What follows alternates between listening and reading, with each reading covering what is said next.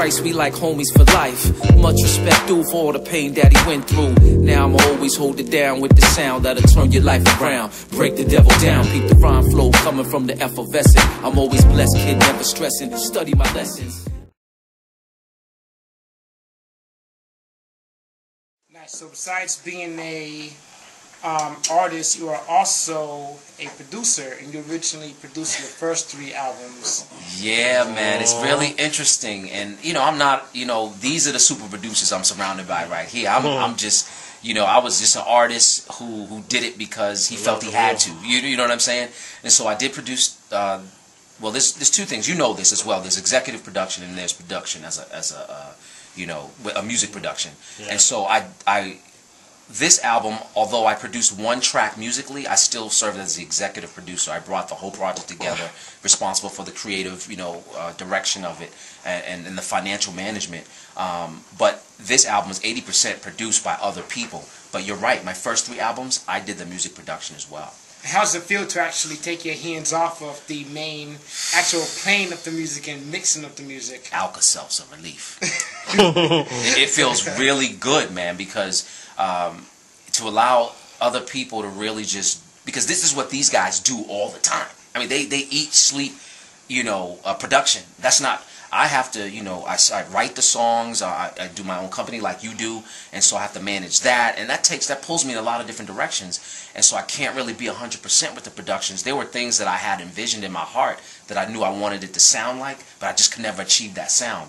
I knew what it was in here, but because I wasn't devoted to the art of music production like these guys are that are on this project, it just never really came out the way I wanted it to.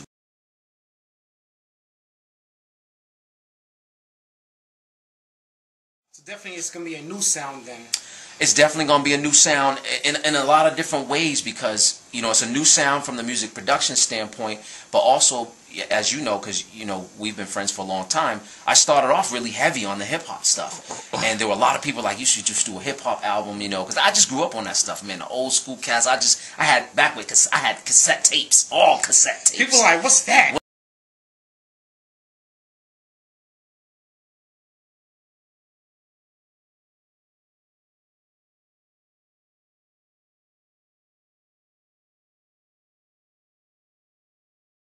Yo, what? You know what I'm saying? You gotta bring one in one day and show people. Exactly. Yeah, definitely. That's the next remember those days. I was making, I was taking instrumentals, writing my rhymes to those. I carried around a notebook, like every other kid in the hood, wrote the lyrics. And, you're getting into your little battles and you're doing your things, beating on the table. I mean, it was a way of life. It wasn't an industry thing. It was a way of life. So a lot of people were saying, wow, Stan, you should just do a hip-hop album. But God was calling me into the era, or the realm of being like a psalmist, and you can't box with God, you know what I'm saying? So it's going to be a different sound in that way too, because there's a lot more singing on this project than some of my hip-hop fans were used to. But when I was recording, when I messed around in the studio, and when I produced the one, there's another track that I rhymed on.